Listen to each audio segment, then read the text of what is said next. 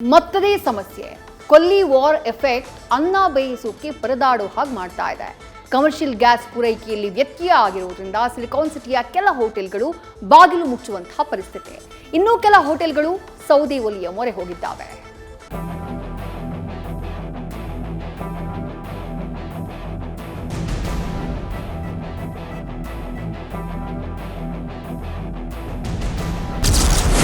Gas ಟ್ರಬಲ್ಗೆ ಬೆಂಗಳೂರಿನ ಕೆಲ hotels ಬಂದ್.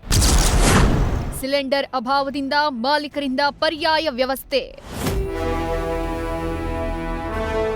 ಕಮರ್ಷಿಯಲ್ ಗ್ಯಾಸ್ ಪೂರೈಕೆಯಲ್ಲಿ ಅಭಾವ ಉಂಟಾಗಿರೋದ್ರಿಂದ ಬೆಂಗಳೂರಿನ ಕೆಲವೊಂದಿಷ್ಟು ಹೋಟೆಲ್ಗಳು ಬಂದ್ ಆಗ್ಬಿಟ್ಟಿವೆ.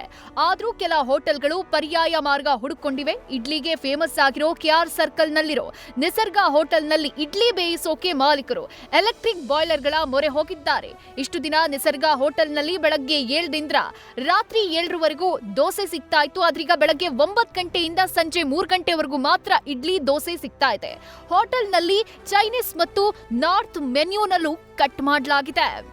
ನೋಡಿ, ಒಂದು ಕಮರ್ಷಿಯಲ್ ಗ್ಯಾಸ್ ಫಿಲ್ಲಿಂಗನ್ನು ಸ್ಟಾಪ್ ಮಾಡಿದ ನಂತರ ನಮಗೆ ಭಾಳ ಒಂದು ತೊಂದರೆ ಆಗಿದೆ. ಅಂದರೆ ಗ್ರಾಹಕರಿಗೂ ನಿರಾಶೆ ಆಗಬಾರ್ದು, ದೋಸೆ ಇಲ್ಲ ಅಂತೇಳಿ. ಜೊತೆಗೆ ಒಂದಿಷ್ಟು ಟೈಮಿಂಗ್ಸ್ ಮಾಡಿ ಆ ಟೈಮಿಂಗಲ್ಲಿ ದೋಸೆ ಕೊಡುವಂಥ ವ್ಯವಸ್ಥೆ ಮಾಡಿದ್ವಿ. ಹೀಗಾಗಿ ಒಂದು ಸಿಲಿಂಡರ್ ಒಬ್ಬರು ಪ್ರೈವೇಟ್ ಅವ್ರ ಹತ್ರ ತೊಗೊಂಡಿವಿ. ಇನ್ನೆರಡು ಸಿಲಿಂಡ್ರು ಈ ಗೌರ್ಮೆಂಟ್ನವ್ರು 3 ದಿವಸ ಆದಮೇಲೆ ಸರ್ 2 ಸಿಲಿಂಡರ್ ಕೊಟ್ಟಿದ್ದಾರೆ, ನಮಗೆ ಪ್ರತಿನಿತ್ಯ 5 ಸಿಲಿಂಡರ್ ಬೇಕು ಅಂಥದ್ರಲ್ಲಿ 2 ಸಿಲಿಂಡರ್ ನಾವು ಕಟ್ ಆಫ್ ಮಾಡಿ ಈ ರೀತಿಯಾಗಿ ಒಂದು ಎಲೆಕ್ಟ್ರಿಕಲ್ ಬಾಯ್ಲರ್ ಹಾಕ್ಕೊಂಡು ಸೇವ್ ಮಾಡಿದ್ವಿ. ಇನ್ನು 2 ದಿನಗಳಿಂದ ಬಂದ್ ಆಗಿದ್ದ ಪ್ರಕಾಶ್ ಕೆಫೆಯನ್ನ ಓಪನ್ ಮಾಡಲಾಗಿದೆ. ದೋಸೆ ಮತ್ತು ಇಡ್ಲಿಗೆ ಈ ಹೋಟೆಲ್ ಫೇಮಸ್. ಆದ್ರೆ ಅದೇ ಮೆನ್ಯೂವನ್ನ ಕಟ್ ಮಾಡಿದ್ದು ಪೊಂಗಲ್ ಮತ್ತು ಬಿಸಿಬೇಳೆಬಾತ್ ಮಾತ್ರ ಹೋಟೆಲ್ನಲ್ಲಿ ಸರ್ವ್ ಮಾಡಲಾಗ್ತಾ ಇದೆ. RR ನಗರದಲ್ಲಿರೋ ನಮ್ಮೂರು ಕೆಫೆ ಕಾಫಿ ಕಟ್ಟೆಯಲ್ಲಿ ಸೌದೆ ಒಲೆ ಬಳಸಿ ಇಡ್ಲಿಯನ್ನ ಬೇಯಿಸುತ್ತಿದ್ದಾರೆ. ಕಮರ್ಷಿಯಲ್ ಗ್ಯಾಸ್ ಬಿಕ್ಕಟ್ಟಿನಿಂದಾಗಿ ಕಾಮಾಕ್ಷಿಪಾಳ್ಯದ ಪ್ರತಿಷ್ಠಿತ ನ್ಯೂ ಸಮೃದ್ಧಿ ಗ್ರ್ಯಾಂಡ್ ಹೋಟೆಲ್ ಕ್ಲೋಸ್ ಆಗಿದೆ. ಇನ್ನು ಸಿಲಿಕಾನ್ ಸಿಟಿಯ ಪ್ರಸಿದ್ಧ IDC ಕಿಚನ್ ನಿನ್ನೆ ಮಧ್ಯಾಹ್ನದಿಂದ ಕ್ಲೋಸ್ ಆಗಿದ್ದು ಗ್ರಾಹಕರು ಹೋಟೆಲ್ಗೆ ಬಂದು ವಾಪಸ್ ಆಗ್ತಿದ್ದಾರೆ. ನಗರದ ದೇವೇಗೌಡ ಅಪ್ಪಾಜಿ ಕ್ಯಾಂಟೀನ್ ಕೂಡ ತಾತ್ಕಾಲಿಕವಾಗಿ ಮುಚ್ಚಲಾಗಿದೆ. ಬರೀ ಹೋಟೆಲ್ಗಳು ಮಾತ್ರ ಅಲ್ಲ, ರಾಜಾಜಿನಗರದ ಕರಿಗಿರಿ ಸ್ವೀಟ್ ಅಂಗಡಿಯಲ್ಲೂ ಗ್ಯಾಸ್ ಅಭಾವದಿಂದ ಸ್ವೀಟ್ ತಯಾರಿಕೆಗೂ ತೊಂದರೆ ಆಗ್ತಾ ಇದೆ. ನಮ್ಮ ಹತ್ರ ಒಂದು 2 ದಿವಸಕ್ಕೆ ಆಗೋಷ್ಟು ಸಿಲಿಂಡರ್ ಇದೆ, ಅಷ್ಟವರೆಗೂ ನಡೆಸ್ತೀವಿ. ಆಮೇಲೆ ನಾವು ಏನು ಮಾಡೋಕ್ಕಾಗಲ್ಲ, ಕ್ಲೋಸ್ ಮಾಡಬೇಕು. ನಮಗೇನಪ್ಪ ಅಂದರೆ ಇವಾಗ ಯುಗಾದಿ ಹಬ್ಬ ಇದೆ, ಅದು ಒಂದು ವಾರದಿಂದ ಮುಂಚೆಯಿಂದನೇ ಪ್ರಿಪ್ರೇಷನ್ ಮಾಡ್ತಾಯಿದ್ವಿ. ಹೋಳಿಗೆ, ಕಜ್ಜಾಯ, ಕಡುಬು, ಆಮೇಲೆ ಪೇಣಿ, ಚಿರೋಟಿ ಅಂಥದ್ದೆಲ್ಲ ಆರ್ಡ್ರು ತೊಗೊಂಡಿದ್ವಿ.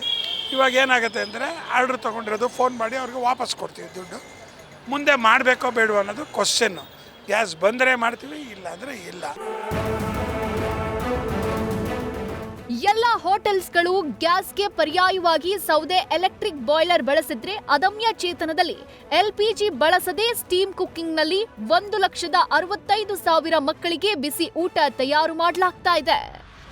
ನಮ್ಮ ಸುತ್ತಮುತ್ತಲಿನಲ್ಲಿ ತಯಾರಾಗಿರುವ ಕಸವನ್ನೇ ಇಂಧನವನ್ನಾಗಿ ಮಾಡಿ ಇವತ್ತು ಬೆಂಗಳೂರು ಇರ್ಬೋದು, ಹುಬ್ಬಳ್ಳಿ ಇರ್ಬೋದು, ನಮ್ಮ ಎಲ್ಲ ಅಡುಗೆ ಮನೆಯಲ್ಲೂ ನಾವು ಬ್ರಿಕೆಟ್ಸನ್ನು ಬಳಸಿಬಿಟ್ಟು ಇವತ್ತು ಅಡುಗೆ ಮಾಡ್ತಾ ಇದ್ದೀವಿ. ನೋಡಿ, ಇವತ್ತು ಒಮ್ಮೆಗಲೇ ದುಸ್ತರ ಸ್ಥಿತಿ ಬಂದುಬಿಟ್ಟಿದೆ. LPGನೇ ಇಲ್ಲ ಅಂದರೆ ಏನು ಮಾಡೋದು ಅನ್ನುವಂಥದ್ದು. ಆದರೆ 100% ಇವತ್ತು ಒಂದೇ ದಿನವೇ ಮಾಡೋಕ್ಕಾಗಲಿಕ್ಕಿಲ್ಲ. ಆದರೆ ಪರ್ಯಾಯಗಳನ್ನ ತಿಳ್ಕೊಳ್ಳಿ, ತಕ್ಕಂಗೆ ಮೆನು ಬದಲಾವಣೆ ಮಾಡ್ಕೊಳ್ಬೇಕು ಅಥವಾ ಮಾಡೋ ಪದ್ಧತಿಯಲ್ಲಿ ಬದಲಾವಣೆ ಮಾಡಬೇಕಾಗತ್ತೆ. ಇವತ್ತಿಗೂ ಹೋಟೆಲ್ನವರು ಚಪಾತಿಗೆ, ದೋಸೆಗೆ ತೆಂಗಿನ ಚಿಪ್ಪನ್ನು ಉಪಯೋಗಿಸ್ಬೋದು ಅಥವಾ ಬ್ರಿಕೆಟ್ಸ್ನಿಂದ ದೋಸೆ ಮಾಡ್ಬೋದು, ಇಡ್ಲಿ ಮಾಡ್ಬೋದು. ಕೆಲವೊಂದು ಸಂಗತಿಗಳು ಮಾಡೋಕ್ಕಾಗಲಿಕ್ಕಿಲ್ಲ. ಆದರೆ ಕೆಲವೊಂದು ಐಟಮ್ಗಳು ನಾವು ಸಾಮಾನ್ಯವಾಗಿ ಉಪಯೋಗಿಸುವಂಥ, ಅದರಲ್ಲೂ ಕರ್ನಾಟಕದಲ್ಲಿ ನಾವು ದಕ್ಷಿಣ ಭಾರತದ ಅಡುಗೆಗಳನ್ನು ಬ್ರಿಕೆಟ್ಸಲ್ಲಿ ಮಾಡಬಹುದು ಅನ್ನೋದು ನಾವೇ ಮಾಡಿ ತೋರಿಸಿದ್ದೀವಿ. ಇತ್ತ ಮೆಜೆಸ್ಟಿಕ್ನಲ್ಲಿರುವ ಕದಂಬ ಹೋಟೆಲ್ ಸ್ಥಿತಿಯೂ ಇದೇ ಆಗಿದೆ. ನಿತ್ಯವೂ 100 ಜನ ಊಟ ಮಾಡ್ತಿದ್ದ ಹೋಟೆಲ್ನಲ್ಲಿ ಕೇವಲ 4 ಐಟಂಗಳು ಲಭ್ಯ ಇದೆ. ಒಟ್ನಲ್ಲಿ ಕಮರ್ಷಿಯಲ್ ಗ್ಯಾಸ್ ಪೂರೈಕೆಯಲ್ಲಿ ಆಗ್ತಿರೋ ವ್ಯತ್ಯಯದಿಂದಾಗಿ ಆಗ್ತಿರೋ ಸಮಸ್ಯೆ ಒಂದೆರಡಲ್ಲ. ಹೋಟೆಲ್ಗಳನ್ನೇ ಅವಲಂಬಿಸಿರೋ ಗ್ರಾಹಕರಿಗೆ ಒಂದು ಸಮಸ್ಯೆ ಆದ್ರೆ ಗ್ರಾಹಕರು ಕೈತಪ್ಪೋ ಭಯದಲ್ಲೇ ಹೋಟೆಲ್ ಮಾಲೀಕರಿದ್ದಾರೆ.